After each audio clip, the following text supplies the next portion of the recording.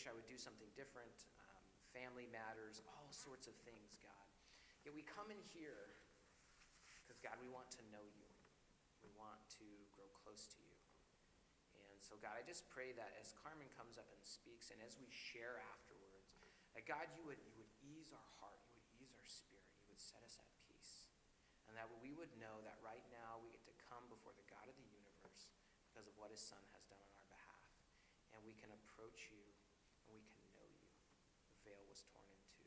And so, God, just tonight, whatever we walk in here with, all the stresses, everything else, I just pray, God, that we would be able to open up our hands, and we would literally be able to hand them to you so that we can know you better and that you can work in our life. We pray these things in Jesus' name.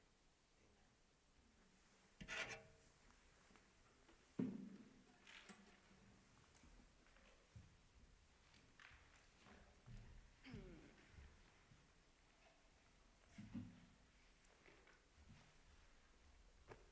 Is the live stream up and running? Do I need to use the mic?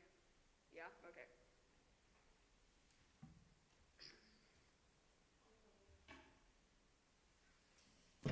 This time around, I will not have my mask hanging from my face and chewing gum. That was bad. Okay. Speaking of the past, we're going to, I'm just going to kind of recap a little bit about what we've been doing here at Koinonia on Tuesday nights. So we've been going through the book of John since September, and the church, Praise Assembly, is also going through the book of John. And what's really cool is that we get to come here on Tuesday nights and examine the same passages that are preached on Sundays from a different perspective. And the thing about Scripture is that we can read it time and time again and gain new insights and perspectives because His Word is alive and active. And so we're going to slowly digest the life of Christ throughout the rest of this year. And each week we're going to be having a different speaker, just like we did last term. And if you all decide that we're going to try to incorporate some students, so I believe Ashley will be speaking here soon. If any of you guys decide that you want to talk on a Tuesday night, we can make it happen. If you want to do it with a mentor to kind of not be all alone on it, we can make that happen too. But we want to learn from everybody. So we're not going to be going through every single verse of John.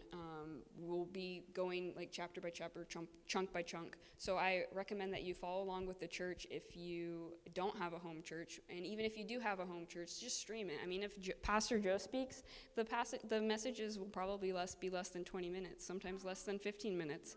So pretty easy to incorporate into your weekly schedule. We're also meeting here on Sundays in person too, if you want to meet on church, meet church in person, and you're tired of virtual, if that makes that. Meet church in person. Yeah, you know what I'm saying.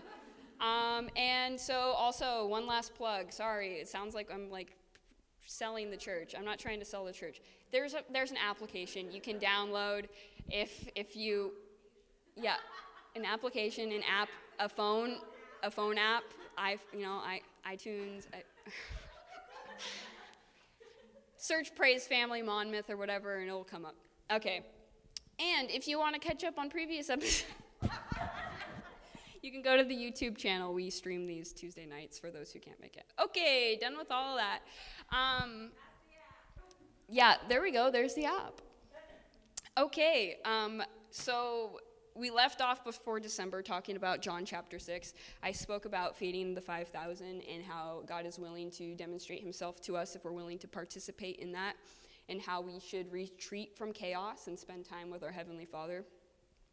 Pastor Joe spoke to us about Jesus walking on water and how our fears, sometimes we can't see them, and how we should trust in Jesus because he's got it all under control. Richard talked to us about Jesus being the bread of life and how that can be a hard concept for people to grasp, There will be moments in your life where you'll think that God's plan is wacko, it doesn't make any sense, or it is too hard to follow. And that's why it's important for you to take your spiritual development seriously now, because hard times will come, and if you don't have the answers or you don't know where to turn to, you can easily turn away from God and walk down a different path. So it's important to take your faith seriously, and hard moments will come. But God doesn't tell us that everything will be easy, and he even tells us that people will think his way is wacko. In 1 Corinthians 1, 21 through 24, it says, "For since in the wisdom of God, the world, through its wisdom, did not know him, God was pleased through the foolishness of what was preached to save those who believe. Jews demand signs and Greeks look for wisdom, but we preach Christ crucified, a stumbling block to Jews and foolishness to Gentiles. But to those whom God has called, both Jews and Greeks, Christ is the power of God and the wisdom of God." So it's like people are going to see Christ crucified as foolishness, but to us it's the power of and wisdom of God. So we're going to pick up in John in the first part of chapter 7. So you can flip there. It's the fourth gospel, the beginning of the New Testament.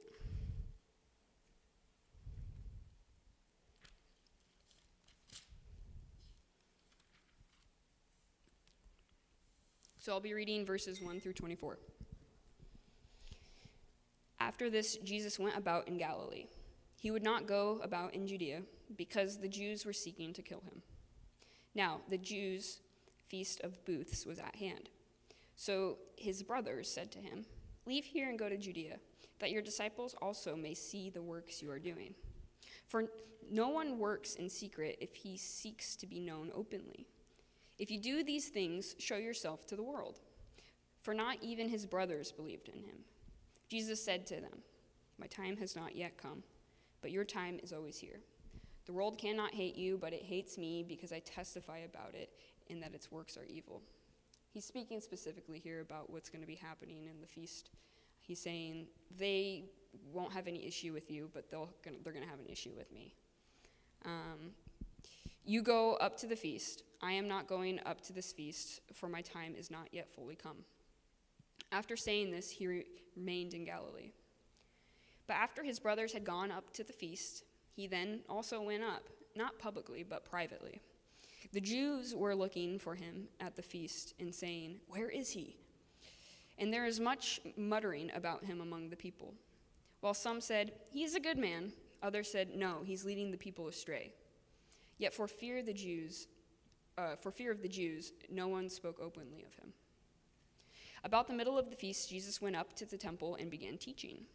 The Jews therefore marveled, saying, "How is it that this man has learning when he has never studied?" So Jesus answered them, "My teaching is not mine, but his who sent me. If anyone's will is to do God's will, he will know whether the teaching is from God or whether I am speaking on my own authority. The one who speaks on his own authority seeks his own glory, but the one who seeks the glory of him who sent him is true, and in him there is no falsehood. Has not Moses given you the law? Yet none of you keeps the law. Why do you seek to kill me?" The crowd answered, "You have a demon. Who is seeking to kill you?" Jesus answered them, "I did one work, and you all marveled at it. Moses gave you circumcision, not that it is from Moses, but from the fathers, patriarchs.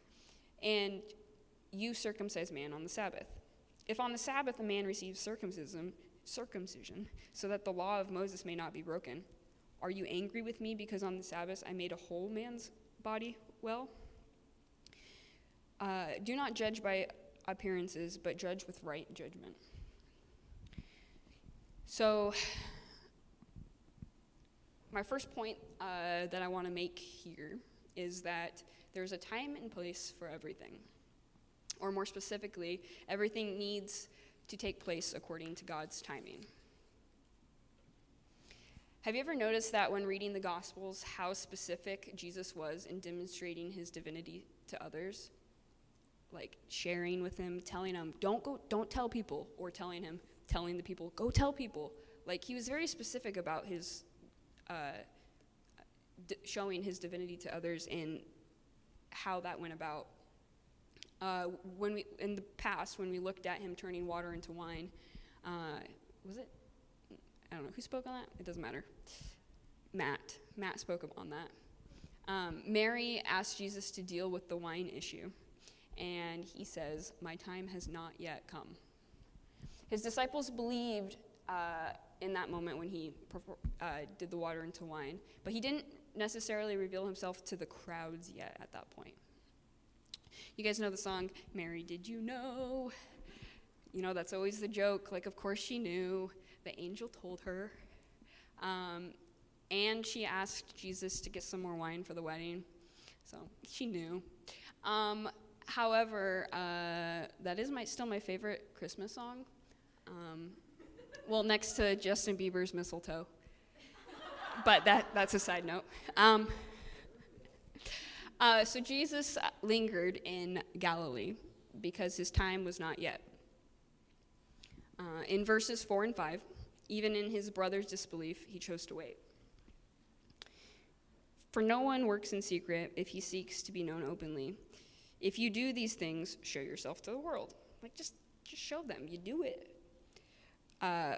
For even his brothers didn't believe, or for not even his brothers believed in him. So even the people closest to Jesus were like, you should do the miracles, you should do the thing. Because the people that were close to him didn't even believe him fully. And Jesus said, "My time has not yet come." I think we ask the same kind of questions as the brothers. We're like, God, why don't you just show up? Why don't you just heal this person of cancer? Why don't you just, I have been super confused, and I have been angry at God, and I have asked him why. I've literally yelled and cried, "Why, God? What?" God has the power to keep us from harm. God has the power to reveal himself plainly to us. So why does he choose to do things the way that he does?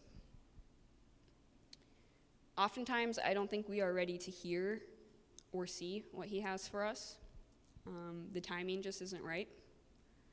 Other things need to fall into place before we realize why. When reading through the Gospels, take a look at all the instances where it talks about the timing of God revealing himself. I mean, it's pretty crazy just to think, God waited for Jesus to come onto the scene when the Roman Empire was expanding, when people were able to copy manuscripts and send out these letters just so that, the gospel could be preached to the whole entire world and it could be preserved. And that's pretty crazy, God's timing and everything. In John 12:16,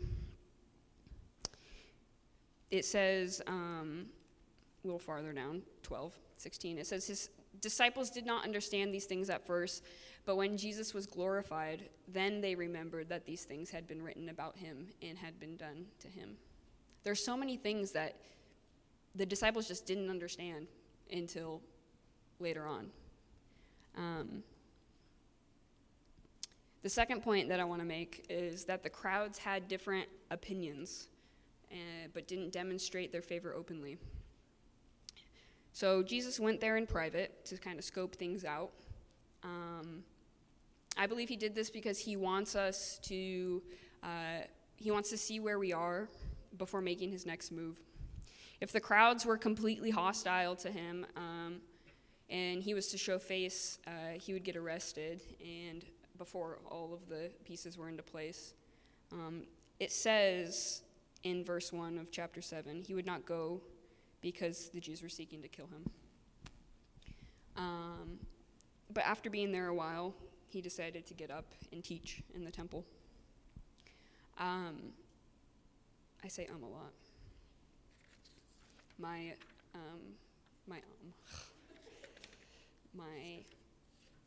communications professors would be upset with me. So the crowd was torn on their opinions of Jesus. Some people thought he was a good guy. Others thought he was just causing disruption. I think verse 13 is the most interesting here. The ESV says, "Yet for fear of the Jews, no one spoke openly of him." I like the way the NLT puts it because it kind of gives a little more context, that's the word. It says, but no one had the courage to speak favorably about him in public, for they were afraid of getting in trouble with the Jewish leaders. 6th grade reading level kind of puts it all into place. No one had the courage to speak favorably about him openly because they were afraid of what others had to think and say. And this is kind of like what Richard was talking about in the beginning, is that we have these discipleship groups, and Woo Fellowship is a place where we can openly dialogue and not be afraid of other people's opinions. How often are you afraid to speak up in your classes about your true opinions, or in a group of people because of fear of how they react to your thoughts? Happens to me all the time, some subjects more than others, because y'all know I like to speak my mind a lot of the time on things.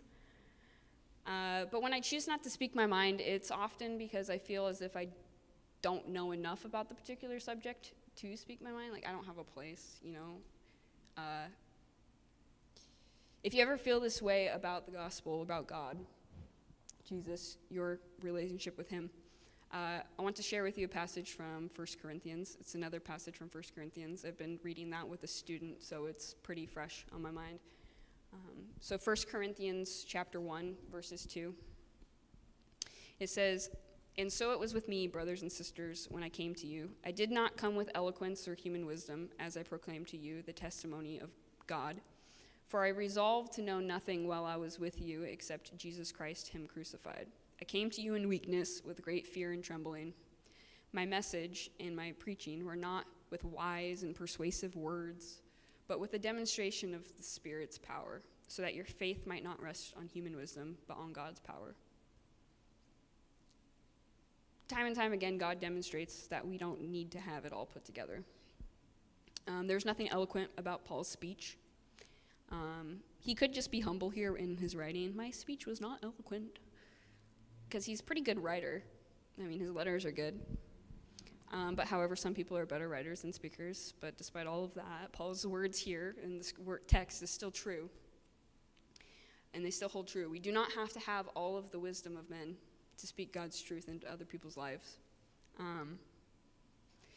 We can learn from this passage in John here, I think, two main things. That people are going to have thoughts about Jesus that may be contrary to ours. Everybody's going to have their opinions on this guy, and you have to figure out your own opinion if you haven't done that yet. And throughout time, you're going to continue to reevaluate who Jesus is to you. People had different opinions. Some people had good opinions. Some people had bad opinions. However, we can't let the crowd control and rule our thoughts and behaviors. If God has revealed himself to us, we need to hold on to that and not let the world or our family, our friends, or strangers on the internet drag us down from that.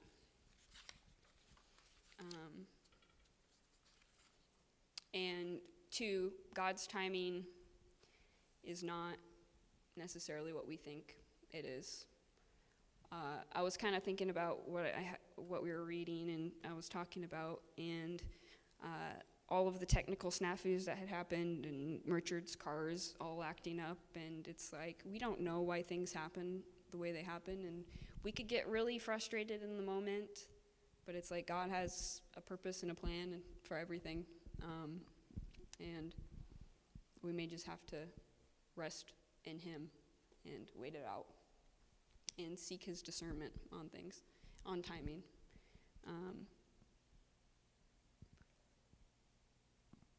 I think we can also, when it comes to our friends and our family, they may have problems, and we want to just kind of go right in and solve them. But maybe it's not our time to do that. Maybe it's not. We need to be reflective and figure out God's will. So I have a couple questions for our discussion groups. So should we break it? Yeah, let's break it up into 2 small groups. One group with Richard, just kind of merge the semicircle into 2 different circles, and then one with Morgan over there. So, I'm Ricard. Remember, you missed the A. Ricard. So, I will put them up on the screen, so that I have to go back there and do that. But here, actually, they're really long. You're not going to be able to do that. They're not like the questions Praise has on. Let me see your phone. I'm going to take a picture of it so you can have it. Take a picture of these. I was going to just go over there, but.